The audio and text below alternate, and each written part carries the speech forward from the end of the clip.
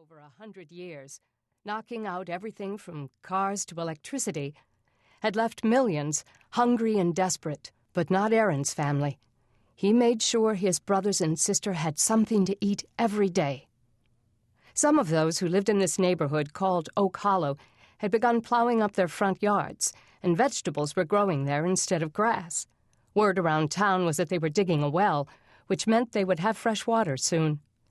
The lake in the middle of the neighborhood already made them rich, since they didn't have to walk far to get water, and most of them had fancy barbecue pits in the backyard where they could boil the lake water to sterilize it. The Brannings. Joey, Aaron's 7-year-old brother, sounded out the name on the mailbox. They have a big family. They were all working out here in their garden yesterday, but they got a lot of food. Aaron remembered seeing them. Nobody around today. They're all at the lake, just like the message board said. The big wooden message boards were a major source of information in every neighborhood around town, since there weren't any newspapers and people couldn't talk on the phone. According to the boards, Oak Hollow was having some kind of big deal meeting. The mayor was coming to tell people about something.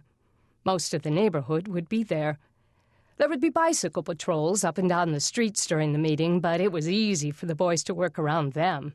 If they'd had more boxes and a way to carry them all off quickly, they could have swept a dozen houses clean in Oak Hollow today.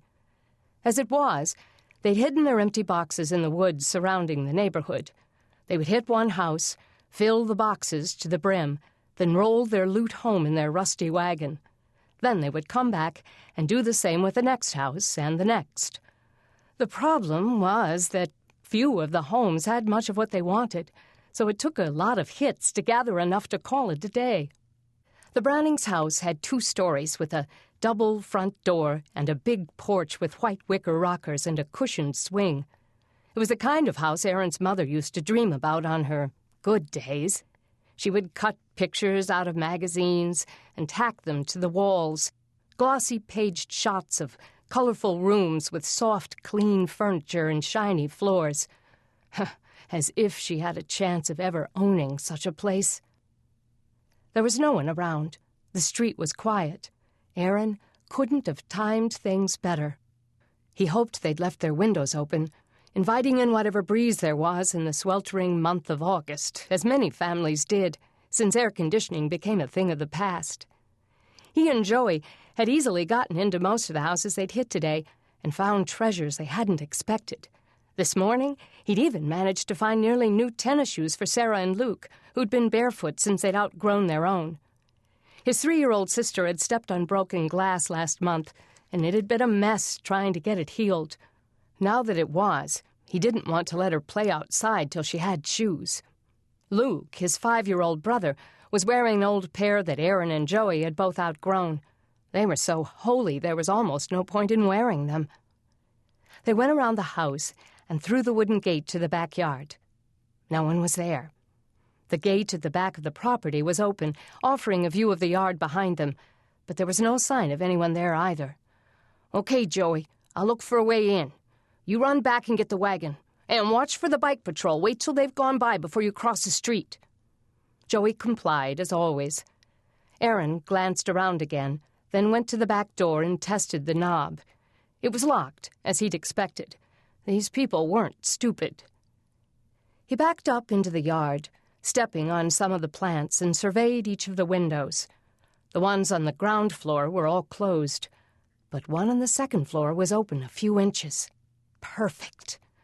There was a trellis with vines on it leaning against the house, as good as a stepladder to reach the second floor. He shook it to make sure it would hold him. Carefully, he climbed up, testing each foothold of the white lattice before moving higher. At the top, he balanced carefully on the steep roof and stepped across the shingles to the open dormer window, pulled it up, and slipped inside. He looked back out. Joey was stealing back into the yard, 2 big cardboard boxes in the rattly wagon he pulled behind him.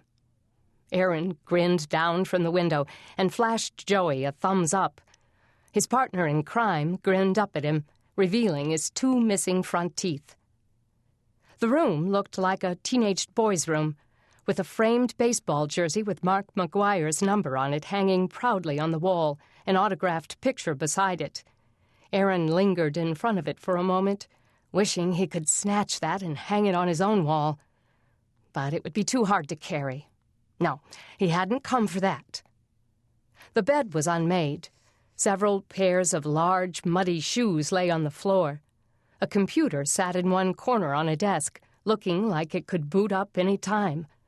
A television with a DVD player and a PlayStation sat on shelves facing the bed, coveted items before the outage on May 24th, but they were useless now. He tiptoed out of the room and down the stairs, staying quiet in case they were wrong about no one being home. As he'd hoped, he saw and heard no one.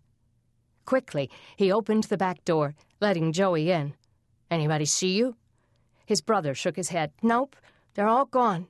"Yeah, well, we better be fast. That meeting could break up any minute." His brother rolled the wagon in behind him, its wheels rattling across the ceramic tiles. Aaron ran into the kitchen and threw open the cabinet doors. Worthless stuff. Dishes and small appliances, a mixer, a blender, a coffee pot. He opened the dark refrigerator and saw nothing but recycled plastic containers, a stack of books, and some folded towels. He turned to the floor-to-ceiling pantry next to the fridge and opened it. "Score!" Joey cried at the sight of the food on the shelves. The Brannings had a bag of apples and a loaf of homemade bread wrapped in plastic wrap. A paper sack full of potatoes sat on a shelf with a dozen or so jars of vegetables. "We'll be eating good tonight." Aaron began loading everything he could reach into the boxes in the wagon. He glanced at the kitchen counter. There were several jugs of water lined up there. Someone had written drinking water on the side of a plastic milk jug. They'd struck gold. "Go get that water," he told his brother. Joey's grinning eyes widened. "Do you think they cooked it?" "Probably. Throw it in, quick." Joey found the caps and snapped them on, then carefully placed them in the box. They'd have to remember this place, Aaron decided, so they could give the family time to restock and hit them again. Joey helped him empty the shelves, then rolled the wagon around the open pantry doors. "Careful now, those jars will break." "Mom?" Aaron froze at the sound of footsteps coming through the back door. He grabbed his brother's hand and stopped him. The pantry door hid them as the footsteps entered the kitchen. "That you?" It sounded like a girl or a young boy. Aaron looked down at his feet, wondering if she could see them under the pantry door. She was coming toward them. He looked for somewhere to hide, but there was no place. Joey's eyes were huge, fixed on Aaron's, silently asking what they should do. Suddenly, the door swung back. A blonde girl of about 12 faced them, her eyes wide with shock. She screamed, her voice in alarm that would resound across Oak Hollow. Any second, a police task force would surround the place with AK-47s, gunning them both down and taking back the food. Sarah and Luke would be twice abandoned. Aaron couldn't let that happen. Chapter 2. Beth Branning gasped and stumbled back from the two boys, her heart slamming against her chest. But the littlest one looked more afraid than she, his dark hair strung into his eyes as he stared at her. These were kids, no older than her brother Logan. "What are you doing?" she cried. The boys looked at each other and threw the box they'd been holding into a wagon, jars clanging. Their wagon rattled as they dragged it around the island at the center of the kitchen. The little creeps had stolen their food. Beth's shock turned to anger as the fear of starving became greater than any danger. "Stop!" she screamed, trying to cut them off before they got out the door. "Give it back!" "Run, Joey!"